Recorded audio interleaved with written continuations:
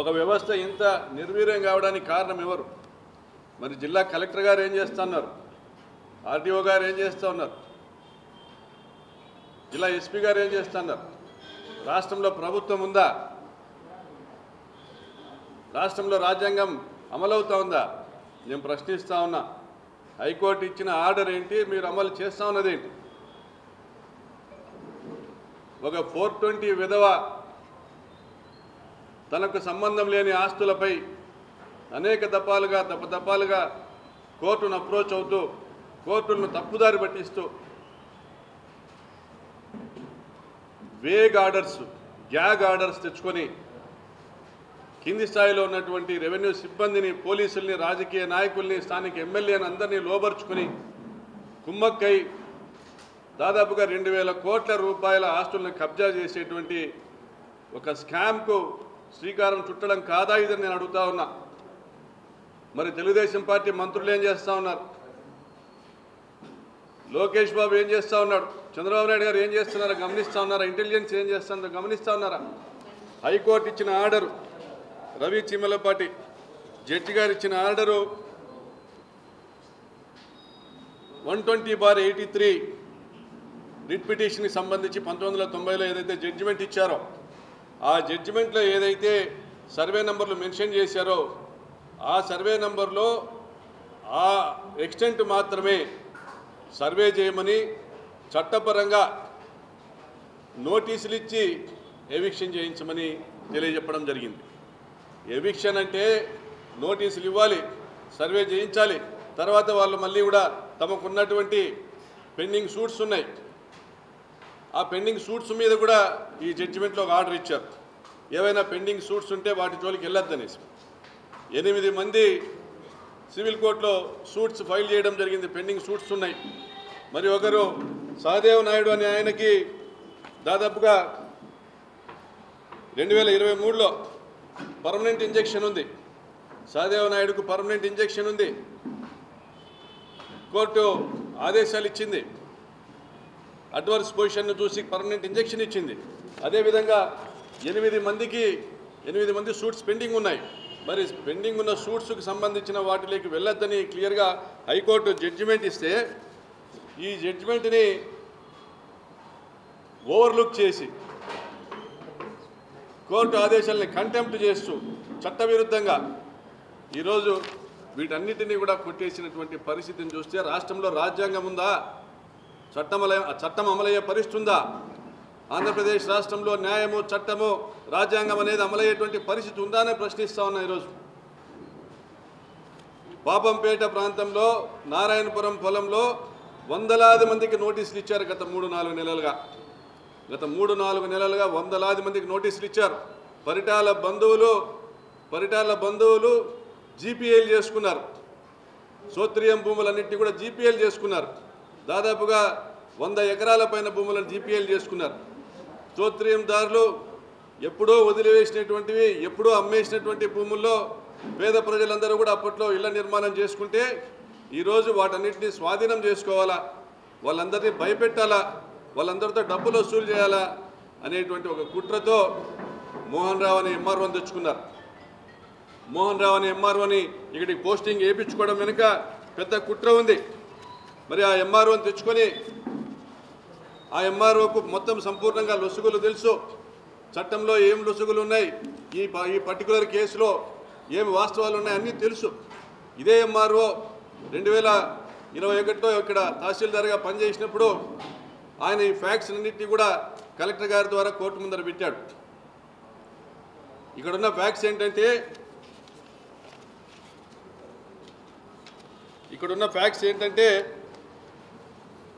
1983లో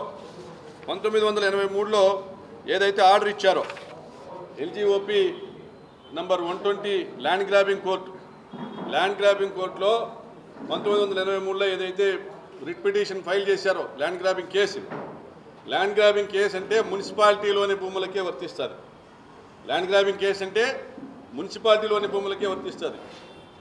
అందులో ఈ land grabbing కేసులో వీరు షెడ్యూల్ చూపించింది. Property situated with in the municipal limits of Anantapur district, survey number 106-1, survey number 106-2, 119-2. ఇందులో 68 సెంట్లు సర్వే నంబర్ 106-1లోను, ఎకరా 5 సెంట్లు 119-2లోను. ఇది ల్యాండ్ గ్రాబింగ్ కోర్టు ఇచ్చినటువంటి జడ్జిమెంట్. ఈ సర్వే నంబర్లలో ఎవరైతే రెస్పాండెంట్స్ ఉన్నారో, ఆక్రమించుకున్నారని వీళ్ళు పిటిషన్ ఫైల్ చేశారో అది ఎవిక్ట్ చేసి ఇవ్వమని 1990లో ఇవ్వడం జరిగింది. దానిపైన అనేక కరెస్పాండెంట్స్ జరిగాయి. 97లో 119-2 సర్వే నంబర్లో ఎకరా 5 సెంట్లను ల్యాండ్ గ్రాబర్స్ నుంచి ఎవిక్ట్ చేసి ఇచ్చినట్లుగా రికార్డ్స్ ఉన్నాయి. అప్పుడే వాళ్ళకి క్వశ్చన్ హ్యాండ్ ఓవర్ చేసినట్లుగా రికార్డ్స్ ఉన్నాయి. ఆ రికార్డ్స్ ఉన్నప్పటికీ కూడా ఈ శ్రావణ్ కుమార్ అనే అతను 2021లో వేసిన రిట్ పిటిషన్లో మళ్ళీ 119/2 సర్వే నంబర్ను కూడా నాకు స్వాధీనం చేయమని అడిగాడు. 106 కాకుండా 119 కూడా స్వాధీనం చేయమని అడిగాడు.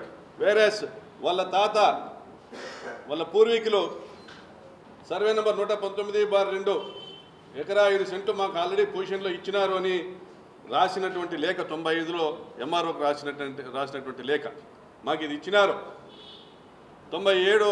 97లో ఆర్డీఓ గారు కూడా ఇది ఇవ్వడం జరిగింది. 119 హ్యాండ్ ఓవర్ చేసినారు, 106 మాత్రమే హ్యాండ్ ఓవర్ చేయమనేసి లేఖ రాసినాడు. అయినా కూడా ఇవన్నీ తెలిసి దాని తర్వాత అమ్ముకున్నారు. 119లో అమ్ముకున్నారు, 106లో కూడా ట్రాన్సాక్షన్స్ జరిగిన అమ్ముకున్నారు. తమ భూమిని తాము అమ్ముకున్నామని తెలిసి కూడా ఒక 420 శ్రావణ్ కుమారు దాన్ని మళ్ళా కోర్టులో వేసినాడు. మాకు 119, 106లో భూమి మాకు స్వాధీనం చేయమని. కోర్టు తగిన చర్యలు తీసుకోమని హైకోర్టు ఇచ్చింది. తగిన చర్యలు తీసుకోవాలంటే ఆ బాధితులందరూ మా దగ్గరికి వచ్చినారు.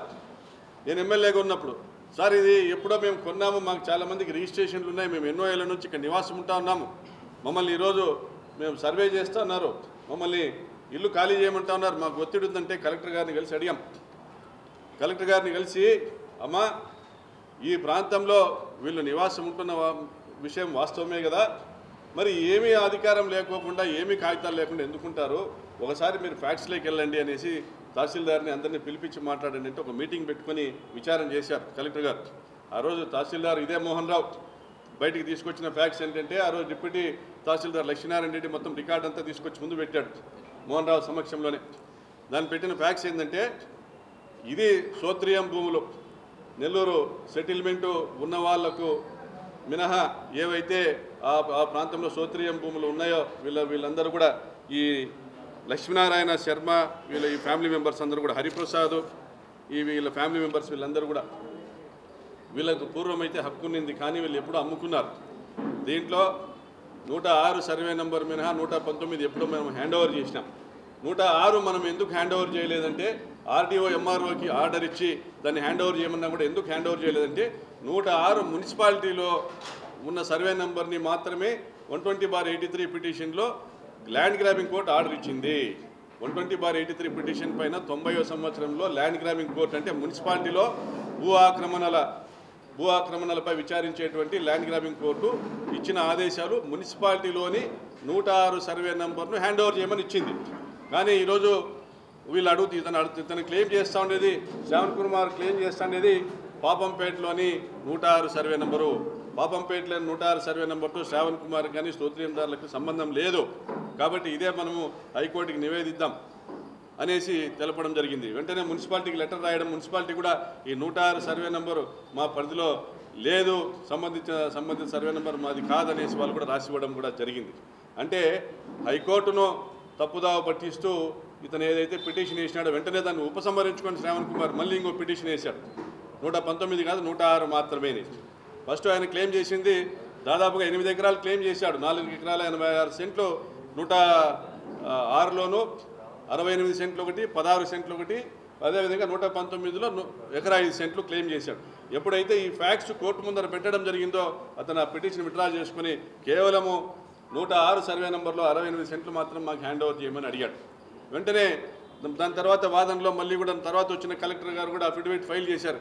అయ్యా ఇది మున్సిపాలిటీకి సంబంధించిన భూమి, అతనికి ఆర్డర్ ఉన్నది మున్సిపాలిటీలో, కాబట్టి మేము హ్యాండ్ ఓవర్ చేయాల్సిన అవసరం లేదు అని వాదనలు జరిగినాక జడ్జి గారు ఆయన ఎవరైతే అపిలెంట్ ఉన్నాడో అతని తరపునున్న లాయర్కి అడ్వకేట్కి చెప్పాడు ఆన్ రికార్డెడ్గా, ఇది మనం ఇప్పుడు వాదించలేము, దీన్ని తర్వాత పోస్ట్ చేస్తామనేసి ఆయన దిగిపోయాడు, రిటైర్డ్ కూడా అయిపోయాడు. తెలుగుదేశము పార్టీ అధికారంలో ఉన్నప్పుడు 2018లో ఈ శ్రావణ్ కుమార్ వీళ్ళకి సంబంధించినటువంటి జీనియాలజీ సర్టిఫికేట్ ఇచ్చాడు ఎంఆర్ఓ. పరిటాల సునీత మంత్రిగా ఉన్నప్పుడు జీనియాలజీ అంటే వంశవృక్షం సర్టిఫికేట్ ఇచ్చాడు ఎంఆర్ఓ. ఆ సర్టిఫికేట్ను బేస్ చేసుకుని అనేక రిజిస్ట్రేషన్లు చేశాడు. ఇదే సర్టిఫికేట్ని కోర్టులో ప్రొడ్యూస్ చేస్తే ఈ సర్టిఫికేట్ చెల్లది, ఇది జీనియాలజీ సర్టిఫికేట్ ఇవ్వడానికి నువ్వెవరు, వంశవృక్షం ఇచ్చేటువంటి అధికారం నీకేడు ఉందని తహసీల్దార్ని మొట్టికాయలు వేసి వంశవృక్షము ఇవ్వాల్సినటువంటి నిర్ధారించాల్సినటువంటి ఒక అధికారం కేవలం కోర్టుకు మాత్రమే ఉంటుందని తెలియజెప్పారు. అంటే ఎన్ని విధాలుగా శ్రావణ్ కుమార్ ఫ్రాడ్ చేశారో మీకు అందరికీ తెలియజేస్తా ఉన్నాం. దాని తర్వాత ప్రకాష్ రెడ్డి ఎమ్మెల్యేగా ఉండగా ఇక్కడ ఎటువంటి ఫ్రాడ్ కూడా జరగనీడనేసి 2.5 సంవత్సరం ఆగినాడు. మళ్ళీ పరిటాల సునీత వచ్చింది అధికారంలోకి, మళ్ళీ ఇదే మోహన్ రావుని మళ్ళీ తీసుకొచ్చుకున్నారు. ఈరోజు మరి ఇంకా ఎన్హాన్స్డ్ రేంజ్లో పెద్ద కుట్ర చేశారు. ఏ ఎంఆర్ఓ అయితే సంపూర్ణమైనటువంటి అవగాహన కలిగి ఉన్నాడో, ఇది 106 మున్సిపాలిటీలో తెలుసునో, ఏ ఎంఆర్ఓకి 119 ఆల్రెడీ ఇచ్చేసినారనేసి తెలుసునో, ఈ 106లో మనం ఇవ్వడానికి ఏం లేదని తెలుసునో, అదే ఎంఆర్ఓ మరి కొత్తగా వచ్చిన కలెక్టర్కి ఆ వివరాలన్నీ ఎందుకు తెలపలేదని కోరుతా ఉన్నా. ఆ వివరాలన్నీ దాచిపెట్టి హైకోర్టుకు పోయి మీరు రిప్రజెంట్ చేశారా? గవర్నమెంట్ ప్లీడరు ఈరోజు డబ్బులు తీసుకొని ఆంధ్రప్రదేశ్ హైకోర్టులో ప్రభుత్వ ప్లీడరు డబ్బులు తీసుకొని వాదించాడా? ఆయన ఏం వాదించాడంటే, ఫ్యాక్ట్స్ లేక మేము వెళ్ళదలుచుకోలేదు, ఈ సర్వే నెంబర్లో ఏమున్నాయో ఈ అపిలెంట్ ఏదైతే పిటిషన్ ద్వారా అడుగుతున్నాడో దాని మీద సర్వే చేస్తాము, సర్వే చేసిన తర్వాత తగిన నిర్ణయం తీసుకుందురు అన్నాడు. వెంటనే జడ్జి ఒక ఆర్డర్ వేశారు. ఏం ఆర్డర్ వేశారంటే, I'm not going to merits, నేను మెరిట్స్లోకి వెళ్ళట్లేదు. 120/83లో 90లో ఇచ్చినటువంటి జడ్జిమెంట్లో కొన్ని విషయాలు ఉన్నాయి. అందులో షెడ్యూల్ ఆఫ్ ప్రాపర్టీ, అందులో ఏ భూమిని అయితే ఆ రోజు స్వాధీనం చేయమని ఇచ్చినారో ఆ భూమికి చట్ట ప్రకారంగా తగిన చర్యలు తీసుకుంటూ నోటీసులు ఇచ్చి అక్కడ ఉన్న వాళ్లకు తెలియపరిచి నోటీసులు ఇచ్చి ఎవిక్షన్ ప్రొసీజర్ టేకప్ చేయమన్నాడు. ఎవిక్షన్ ప్రొసీజర్ టేకప్ చేయమంటే ఇల్లు కొట్టమని కాదు, దేశంలో ఎక్కడ ఇట్లా కొట్టరు. నోటీసులు ఇచ్చినాక దాని తర్వాత వాళ్ళకి ఏమున్నాయో వాళ్ళు కోర్టుకు పోయే అధికారం ఉంటుంది. అసలు నోటీసులే వాళ్ళకి సర్వే నోటీసులు ఇవ్వలే, సర్వే జరపకోకుండా డైరెక్ట్గా ఎవిక్షన్ చేసేది చట్టబద్ధంగా తప్పు. అలాగ చేశారు. అదేవిధంగా అదే చిమ్మలపాటి రవి గారు జడ్జి గారు ఏమిచ్చారు, అదే ఆర్డర్లో ఎవరైనా సూట్స్ పెండింగ్ ఉంటే వాళ్ళ జోలికి వెళ్ళొద్దన్నారు. 8 సూట్స్ పెండింగ్ ఉన్నాయి, వాళ్ళ జోలికి వెళ్ళకూడదు. ఇంజక్షన్ పెండింగ్ ఉంటే వాళ్ళ జోలికి వెళ్ళొద్దన్నారు. ఒక ఇంజక్షన్ సాధ్యమని అడుగుతుంది, దాని జోలికి వెళ్ళకూడదు. అయినా ఇవన్నీ లెక్కలో పెట్టుకోకుండా నిర్దాక్షిణ్యంగా కుప్పగూల్చారు అక్కడ ఉన్నటువంటి గృహాలన్నింటినీ కూడా. మరి ఈరోజు నేను ఒకటే చెప్తా ఉన్నా, నారాయణపురం పంచాయతీలో సోత్రియందారుల భూములనేసి దాదాపుగా ఇందులో స్వాధీనంలో ఉన్నవి కానీ వాళ్ళ నివాసం ఉన్నవి కానీ 400 మందికి నోటీసులు ఇచ్చారు. 400 మందికి నోటీసులు ఇచ్చారు. ప్రకాష్ రెడ్డి ఎమ్మెల్యేగా ఉన్నప్పుడు ఎప్పుడూ జరగలే ఆ ప్రాంతంలో. అంతకుముందు 14-19లో పరిటాల సునీత ఎమ్మెల్యేగా ఉన్నప్పుడు విద్యారణ్య నగర్ ప్రాంతంలో దాదాపుగా 300 మంది దగ్గర 7-8 కోట్ల రూపాయలు వసూలు చేశారు. ఒక వేగ్ జడ్జిమెంట్ తీసుకొని వచ్చి ఇవి మావి భూములు అనేసి వసూలు చేసి పరిటాల రవి కాలనీ అని పెట్టుకున్నారు, విద్యారణ్య నగర్ బోర్డు తీసేసి. అంటే ఆ ప్రభుత్వంలో ఏదైతే దోపిడీ మార్గం ఎంచుకున్నారో మళ్ళీ ఈవీఎంల సాయంతో గెలుచుకొని ప్రభుత్వంలోకి వచ్చి పరిటాల సునీత మరి ఎవరి సహకారంతో చేస్తూ ఉందా? పైనున్న లోకేష్కి తెలిసినా చంద్రబాబు నాయుడుకి తెలిసినా 2000 కోట్ల రూపాయల ఆస్తులు కబ్జా చేసేదని కుట్ర చేశారు. అందుకనే అదే ఎంఆర్ఓ తెచ్చుకున్నారు. నోటీసులు ఇచ్చిన వాళ్ళల్లో తెలుగుదేశం పార్టీ వాళ్ళు కూడా ఉన్నారు, ఇల్లు కట్టుకున్న వాళ్ళు ఉన్నారు, ఖాళీ స్థలాల వాళ్ళు ఉన్నారు. ఈ మధ్యకాలంలో కొన్ని రిజిస్ట్రేషన్లు జరుగుతున్నాయి, జీపీఏ జరుగుతుంది. మన సబ్ రిజిస్ట్రార్ ఏం చేస్తున్నాడు? మరి జడ్జి కిష్టప్ప గారు రిటైర్డ్ జడ్జి, ఆయన 8 మంది తరపున కోర్టులో వాదనలో వినిపిస్తా ఉన్నటువంటి వ్యక్తి అనంతపురం కలెక్టర్ గారిని పోయి కలిశారు ఒక వారం కింద. ఆయన కలిసి ఆయనకి ఎక్స్ప్లెయిన్ చేయాలనేసి ప్రయత్నం చేశారు. ఆయన కలవలే, కానీ ఆర్డీఓ గారికి కలిసి చెప్పారు, అయ్యా ఇది 106 సర్వే నెంబర్, ఇది మున్సిపాలిటీది, పాపంపేటలో మీరు ఏలు పెట్టడానికి లేదు, ఆల్రెడీ సూట్స్ పెండింగ్ ఉన్నాయి, మీకు వచ్చినటువంటి ఆర్డర్లో కూడా పెండింగ్ సూట్స్ ఉన్న జోలికి పోకూడదు అనేది ఉంది అనేసి ఆయన తెలియజెప్పినప్పటికీ కూడా ఆర్డీఓ గారు కూడా పెడచవని పెట్టినారు. మరి ఈ ఆర్డీఓ పైన ఎంఆర్ఓ పైన తప్పనిసరిగా చర్యలు తీసుకోవాలి, సస్పెండ్ చేయాలి వాళ్ళని. మరి అక్కడున్న పోలీస్ అధికారులు జడ్జి కిష్టప్ప గారు అక్కడికి పోతే ఒక రిటైర్డ్ జడ్జి అనేది కూడా లేకుండా చొక్కా పట్టుకొని బయటికి లాగారు. ఇదేనా మనం సమాజానికి నేర్పించాల్సింది? పెద్ద చిన్న లేదా? ఒక జడ్జిగా పనిచేసిన వ్యక్తిని గౌరవించాల్సిన విధానం ఇదేనా నేను ప్రశ్నిస్తున్న పోలీస్ డిపార్ట్మెంట్. ఆయన వెళ్ళింది దేనికి? చట్టబద్ధంగా మీరు అమలు చేయండి, హైకోర్టు జడ్జిమెంట్ చట్టబద్ధంగా అమలు చేయండి. ఆ జడ్జిమెంట్ను మీరు కంటెంప్ట్ చేయొద్దండి, దాన్ని ధిక్కరించిపోవద్దండి, ఆయన ఇచ్చిన జడ్జిమెంట్ని అమలు చేయండి అంటే మీరు ధిక్కరించడానికి పోలీస్ బలగాలను ఉపయోగించారు. ఈరోజు హైకోర్టు జడ్జిమెంట్ని ధిక్కరించినందుకు కంటెంప్ట్ ఆఫ్ కోర్టు వేస్తాం, తప్పనిసరిగా ఎంఆర్ఓని కోర్టుకు లాగుతాం, ఆర్డీఓని కోర్టుకు లాగుతాం. జిల్లా కలెక్టర్కి తెలిసి చేసినాడా తెలియక చేసినాడా దాని ఫలితం అయితే అనుభవించాల్సి వస్తుంది. ఎందుకంటే నేను కూడా కలెక్టర్ గారితో ఫోన్ చేసి మాట్లాడితే సార్ ఇది ఆల్రెడీ మాకు కోర్టు నుంచి జడ్జిమెంట్ వచ్చింది, మేము అమలు చేస్తున్నాం అంతే అంటారు. మేము మెరిట్స్ లేక మేము పోలేమంటారు. నిజమే, మెరిట్స్ లేక పొమ్మని కోర్టు చెప్పట్లే, కోర్టు కూడా సర్వే చేయమనింది. సర్వే చేసేదానికి డ్యూ ప్రొసీజర్ ఫాలో కమ్మని ఆ ప్రొసీజర్ ప్రకారం ఎవిక్షన్ చేయమనింది. ఆ ప్రొసీజర్ ప్రకారం అంటే నోటీసులు ఇవ్వాలా, దాంట్లో సర్వే కంప్లీట్ అయిన తర్వాత వాళ్ళ పొజిషన్ హ్యాండ్ ఓవర్ చేసేది, అటువంటి కార్యక్రమం జరుగుతుంది. ఆ సర్వేలో ఎవరు మొత్తం 4 ఎకరాల 86 సెంట్లు ఉంది 106లో. ఆ 106లో ఏ 68 సెంట్లు వీళ్ళకి హ్యాండ్ ఓవర్ చేయాలనేది కూడా సర్వే చేయాలి. దాని హద్దులు లేవు, ఏం లేవు. మరి ఇంత ఘోరంగా ఇంత నిర్దయ ఈ ప్రభుత్వం వ్యవహరిస్తుందంటే దీని వెనకాల ఎవరున్నారు? స్థానిక ఎమ్మెల్యే పరిటాల సునీత వాళ్ళ కుటుంబ సభ్యులు ఆ ప్రాంతంలో 68 సెంట్లు స్వాధీనం చేసుకొని కాంప్లెక్స్ కట్టుకోవాలన్నారనేసి ఆ ప్రాంతంలో వార్తలు చక్కర్లు కొడుతున్నాయి. ఇంత దుర్మార్గంగా వ్యవహరిస్తున్నటువంటి ఈ ప్రభుత్వానికి హెచ్చరిస్తున్నాం. కోర్టు ద్వారా మీరు బిల్డింగ్లు కొట్టిండొచ్చు, అదే కోర్టు ద్వారా వాళ్ళకి ఆ బాధితులకు వాళ్ళ స్థలాలు ఇప్పించబోతున్నాం. తప్పనిసరిగా స్థలాలు ఇప్పిస్తాము. ఈ అధికారులకు కోర్టులో వీళ్ళ అధికారులపైన చర్యలు తీసుకుని పిటిషన్ ఫైల్ చేయబోతున్నాం, కంటెంప్ట్ ఆఫ్ కోర్టు ఫైల్ చేయబోతున్నాం. తప్పనిసరిగా కోర్టు ద్వారా వీళ్ళని శిక్షించబోతున్నాం. కోర్టు ద్వారా న్యాయం జరగకపోతే మళ్ళీ మా ప్రభుత్వం వస్తే తప్పనిసరిగా ఈ అధికారాన్ని శిక్షిస్తాము.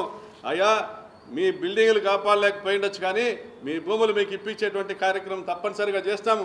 వైఎస్ఆర్ కాంగ్రెస్ పార్టీ దీనికి కట్టుబడి ఉంది. కలెక్టర్ గారు మీరు సక్సెసర్ మాత్రమే. గతంలో ఉన్నటువంటి కలెక్టర్స్ ఏ చైర్ నుంచి కూర్చొని ఏదైతే వాళ్ళు అఫిడవిట్స్ ఫైల్ చేశారో ఇందులో క్లియర్గా మెన్షన్ చేసినటువంటి మీరు స్టడీ చేసి కూడా ఈ ప్రాపర్టీకి దానికి సంబంధం లేదనేసి తెలిసి కూడా వారికి 120/83 పిటిషనర్దారులకి ఈ ప్రాపర్టీకి సంబంధం లేదని తెలిసి కూడా మీరు ఎందుకు ఈ నిర్ణయం తీసుకున్నారు?